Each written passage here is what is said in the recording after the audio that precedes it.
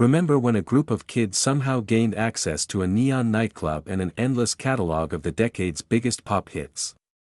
Premiering in 1984 in first-run syndication before later moving to the Disney Channel, Kids Incorporated ran for 9 seasons, becoming one of the most unique children's shows of the 1980s and early 90s. The series centered on a rotating group of young performers who all hung out at the Palace, a fictional teen music club where the answer to every problem was apparently a fully choreographed pop performance.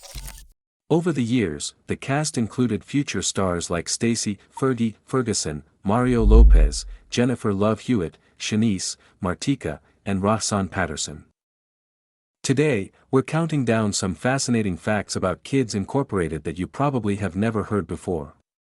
And stay tuned for number 1, where we reveal how a single open casting call for a children's morning TV show launched one of the biggest teen stars of the 1990s, beating out thousands of hopefuls. Who's ready for some 80s karaoke mixed with teen melodrama? Let's get into it. Number 15, Fergie almost walked away before the show entered her life. Before the Grammys and stadium tours turned every party into an event, Stacey Ferguson was a child actress whose career was quietly losing momentum. She'd already put in significant work as a child actress, including voicing Sally Brown in multiple Peanuts TV specials, which meant she spent part of her childhood professionally complaining about Linus. But child acting is a brutally inconsistent business, and steady work was elusive enough that Fergie was reportedly close to abandoning performing altogether. Then Kids Incorporated came along in 1984 and entirely rewrote that exit plan. She joined the cast as its youngest member and ended up staying for 6 full seasons, from 1984 to 1989, making her the longest-running cast member in the show's history. She transformed from the smallest kid in the lineup to the veteran anchoring the performances. More importantly, the show provided her with something she couldn't get anywhere else, a consistent stage. Week after week of singing, dancing, and performing for cameras has a way of building the kind of confidence that a recording studio later rewards. That foundation carried her into global superstardom. She nearly walked away from all of it before it ever began, but a little show with a giant jukebox in the background ensured she didn't. Number 14, they rewrote history before the show even had one. The 1983 pilot was filmed, and the initial cast was set: Martika, Fergie, Renee Sands, and Jerry Sharrell. 4 kids, 1 pilot, seemingly complete. But then producers decided they wanted a 5th. Rahsaan Patterson joined the cast as a character simply called The Kid, which created a significant logistical problem. The pilot already existed without him. A normal production might reshoot a few scenes, but Kids Incorporated took an entirely different approach. They wrote him in. The production team crafted an entirely new storyline for The Kid, as the shy new arrival in town, too nervous to audition for the band. They then filmed these new scenes and seamlessly cut them into the existing 1983 footage. It was the same pilot, but with a new narrative thread woven straight through it. They even built his introduction around the show's own origin story, making his arrival feel like it had been part of the plan from the very beginning. It worked. Rahsaan Patterson looked like a founding member of the group from day one. Number 13, the voices were real, the band, not so much. Every episode of Kids Incorporated looked like a fully functional teenage band was up there rocking out, with guitars shredding, drums pounding, and keyboards flashing like a neon arcade caught fire. The vocals, however, were completely real. Every cast member recorded their own singing in a professional studio before filming even started. That part was legitimate and genuinely set the show apart from many other youth productions that didn't bother. The instruments, though. Yes, those were elaborate props. Once the cameras rolled, the cast mimed playing guitars, drums, and keyboards while studio musicians handled the actual music behind the scenes. The kids were performing their own pre-recorded voices, while the band you were watching existed mostly for visual effect. It was very 1980s television and highly effective. Worth noting, however, is that some of the cast actually possessed genuine musical talent. Mario Lopez was a real drummer, and Ryan Lambert and Richard Schaaf had authentic musical ability. They could have played those instruments for real, the show just never asked them to. The rest of the cast was essentially selling the illusion with confidence and choreography, which, in fairness, is its own distinct skill set. 3 kids with real musical ability, a lot of very committed air guitar, and nobody at home noticed the difference. I know I didn't. Number 12, the show's writers edited their way through it. Kids Incorporated performed the biggest pop hits of the decade: Michael Jackson, Billy Idol, Fleetwood Mac. The show pulled from the top of the charts every single week. But there was one small problem: many of those songs were written by adults, for adults, and had absolutely no business being performed by a group of kids. So, the producers did what any reasonable person does when faced with that situation: they rewrote the lyrics.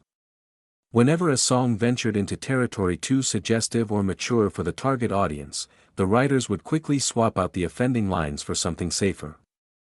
Same melody, same beat, same recognizable hook, just with the edges sanded off so parents watching at home didn't have to explain anything over breakfast. Kids Incorporated was essentially doing Kids Bop before Kids Bop had the audacity to make it a business model. And the edits weren't even consistent. Some songs received a thorough scrub down, while others would slip through nearly untouched, meaning any given episode was a mild guessing game as to which version of a hit you were actually going to hear. The goal was to keep the music fun, energetic, and familiar without accidentally turning a children's show into an awkward teaching moment. The show got the hits, parents got their Saturday mornings back, and an entire generation of kids grew up thinking certain songs were a little cleaner than they actually were. Number 11, 5 performances a week, no excuses. Most sitcom kids had a pretty cushy deal: learn a few lines, hit your mark, react to the laugh track, and then go home. But the Kids Incorporated cast was operating on a completely different level. Every episode featured about 5 musical performances. That meant the cast had to learn full vocal parts, nail the choreography, and get everything camera-ready week after week, on a television production schedule that wasn't interested in anyone's excuses. First came the studio recording sessions to lay down the tracks. Then came the staging and dance rehearsals at the Palace set, working under choreographers who expected the routines to look sharp, polished, and energetic enough to pass for a real music video. Over the course of the series, the show recorded more than 700 songs. The material never stopped coming, and neither did the demanding schedule. The remarkable part is that most of these kids were between 8 and 17 years old. While managing rehearsals, recording sessions, and shoot days, they also had to keep up with schoolwork through studio teachers on set. It was essentially a full-time performing arts career disguised as a children's morning TV show. That relentless grind turned out to be excellent preparation for actual stardom. By the time Kids Incorporated alumni started showing up on Billboard charts, movie screens, and MTV, they already knew how to handle a stage under pressure. That's what a boot camp does. Number 10, the entire neighborhood was fake, and nobody noticed. Kids Incorporated looked like it took place in a lively city neighborhood: apartment buildings, a corner store, kids breaking into full musical performances every 10 minutes like it was the most normal thing in the world. Every bit of it was built inside a Hollywood sound stage. The show filmed at Hollywood Center Studios, now known as Sunset Las Palmas, and then moved to Sunset Gower Studios for the remainder of its run. The production team constructed a set designed to look like a vibrant inner-city block, complete with building facades, a street corner, and the crown jewel of the whole operation, the P_L_A_C_E. Originally, the Palace, the letter A in the neon sign burned out, and the name simply stayed that way, a broken sign that accidentally became a brand. The problem was that one sound stage can only pass for so many locations before the illusion starts cracking. So, the production leaned heavily on chroma key technology, meaning green screens combined with creative lighting, to stretch that single city block into parks, alleys, schools, and whatever music video dreamscape the week's performance called for. The kids were supposedly running all over town, but in reality, their entire world fit inside one Hollywood building, complete with clever lighting and a fog machine budget. Number 9, the characters were real because, well, they literally were. Here's something most viewers never consciously noticed while watching Kids Incorporated, and that was entirely by design. The producers made a quietly clever creative decision very early on. Most of the characters would just use the actors' real first names. So, Stacey Ferguson played Stacey, Renee Sands played Renee, Kenny Ford was Kenny. Jennifer Love Hewitt, who preferred going by Love at the time, was credited exactly that way on screen. Haley Johnson appeared as Haley, and Rahsaan Patterson, whose character was officially known as The Kid, even had his real name revealed in a season 4 episode, though scripts continued to call him The Kid anyway. It wasn't laziness, it was strategy. Keeping the real names intact blurred the lines between performer and character in a way that made the whole show feel less like a scripted production and more like an actual group of friends. For a young audience watching at home, that small detail could carry real weight. These didn't feel like TV characters. Hollywood spent decades convincing audiences that fiction was real, and Kids Incorporated just used actual names and let the audience do the rest. Number 8. The original pilot nobody saw until it showed up on VHS. Before the pilot that seamlessly edited newbie Rahsaan in, there was another concept that almost nobody ever saw. Not because it was bad, but because it quietly vanished before the show even launched. The original pilot never aired on television. The producers filmed it, assessed what they had, and decided the concept needed a rethink, rebuilding the show from the ground up. Out went the original setting, a malt shop run by a soda jerk character named Mike, which had more of an old-school diner energy than the colorful teen nightclub that eventually defined the series. In came the palace, the redesigned format, and the version that audiences actually got to see. The original pilot went into the vault. For years, it existed mostly as a rumor among dedicated fans, something that technically existed but that almost nobody had actually watched. Then, in 1985, it resurfaced on home video under the title Kids Incorporated, The Beginning, giving curious fans a look at the show's initial draft. That VHS tape eventually became a genuine collector's item. Since Kids Incorporated has never received a proper DVD release or landed on any major streaming platform, original copies of that tape are among the few physical records of where the show actually started. Number 7. The morning show quietly went platinum. Even though Kids Incorporated was packaged as a children's morning TV show, it was more like a music franchise that most actual bands would have envied. Those performances at the Palace didn't just disappear after the credits rolled, they ended up on real albums. The cast released 4 soundtrack records featuring the pop covers from the series, produced by KTEL International, the same company behind those late-night, 20 hits TV commercials that had every parent in America reaching for the phone in the 70s and 80s. 2 of those albums went platinum, selling over 1 million copies each. For a children's television program in the mid-1980s, that kind of commercial music success was essentially unheard of. The record run included titles like Kids Incorporated, The Chart Hits, and New Attitude, giving fans a way to take the show's performances home on cassette or vinyl without waiting for their favorite episode to roll back around. The album run eventually slowed after the show moved to the Disney Channel and KTEL ran into financial trouble. But for a few years in the mid-80s, Kids Incorporated had quietly built something that went well beyond a TV show, a platinum-selling music operation running on cover songs, colorful sets, and a cast of performers who hadn't even started high school yet.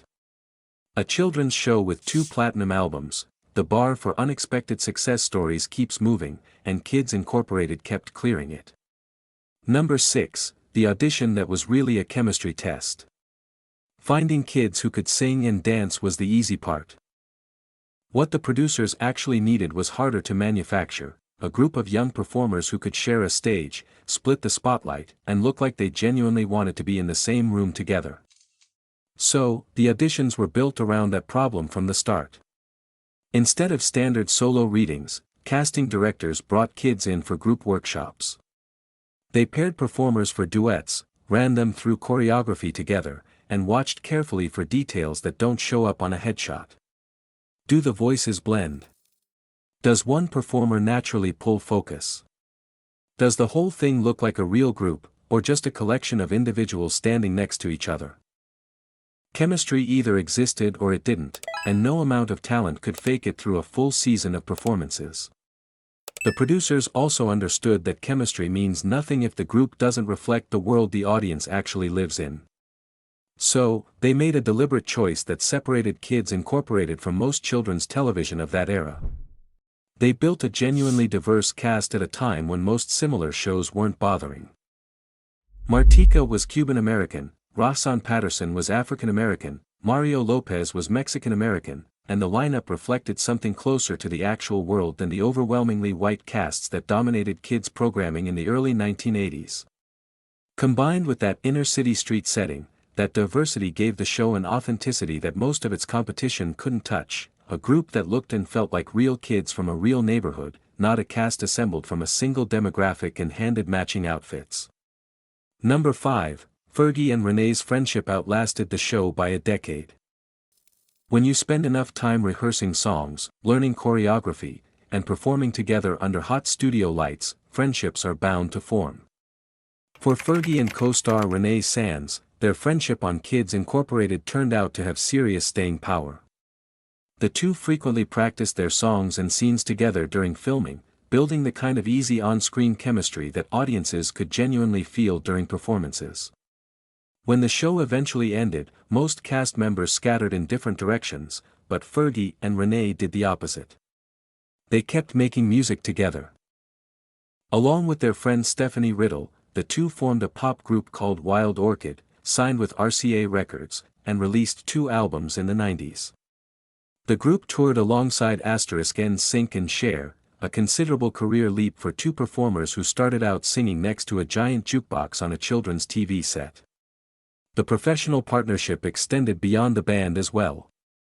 Fergie and Renee later co-hosted the Fox Family Channel show Great Pretenders from 1998 until 2002, keeping the collaboration alive well into the next decade.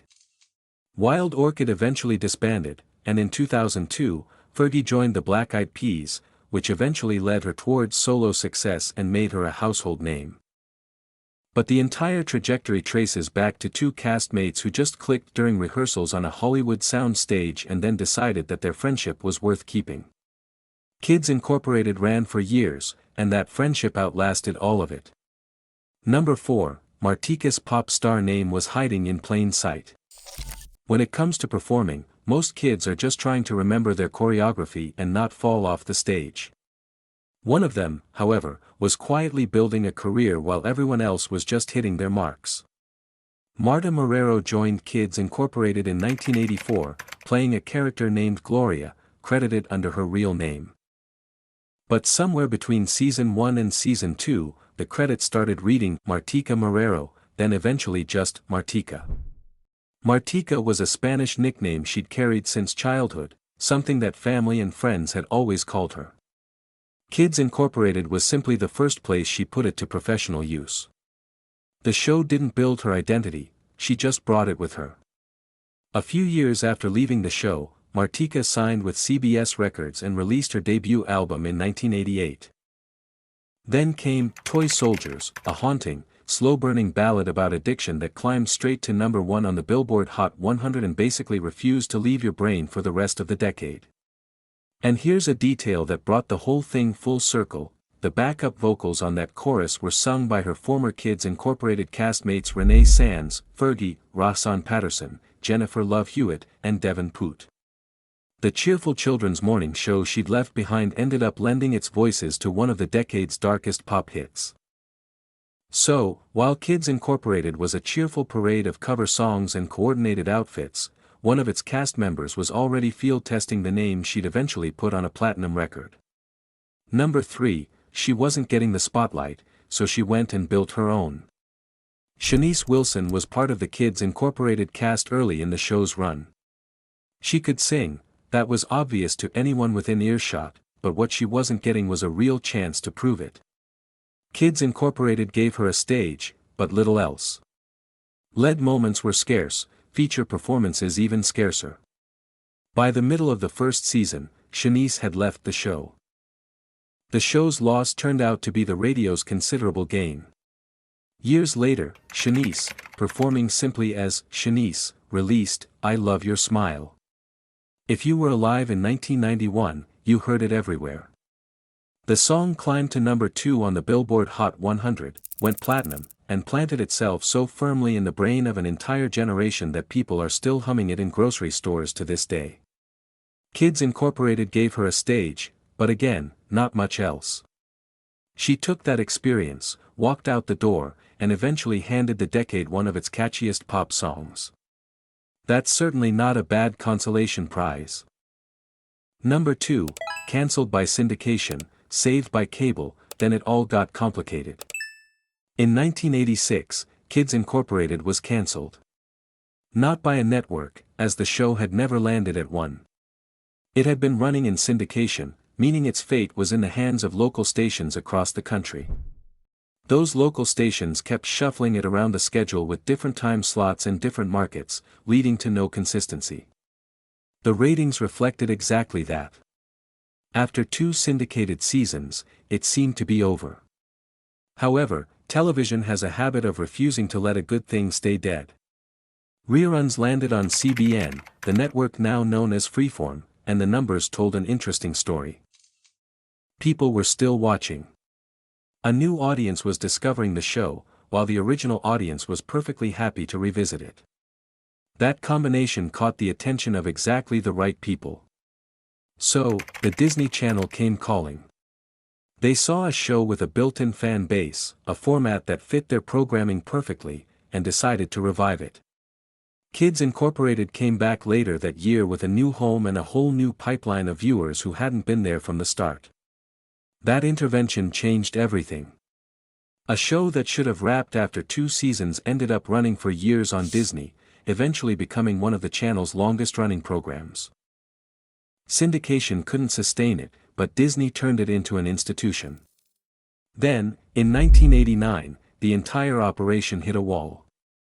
Production company Chintex Entertainment filed for bankruptcy. The show's assets got swept into the fallout, and for a while, the safe bet was that Kids Incorporated was done for good. It wasn't, but the version that came back in 1991 looked almost nothing like the one that left. Nearly the entire cast had moved on, even Fergie. When production restarted, only Jennifer Love Hewitt, Shanice Wilson, who returned to the show, and Kenny Ford Jr. returned. Everyone else was new.